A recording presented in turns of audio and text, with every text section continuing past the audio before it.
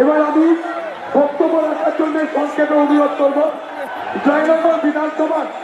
দুবারের বিধায়ক শিক্ষক কাছের মানুষ যখন ডাকি তখন পাই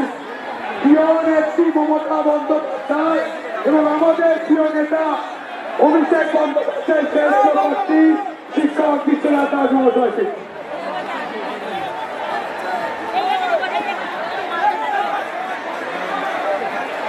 আচ্ছা, আমি আমার জয়নগরের সমস্ত মানুষজন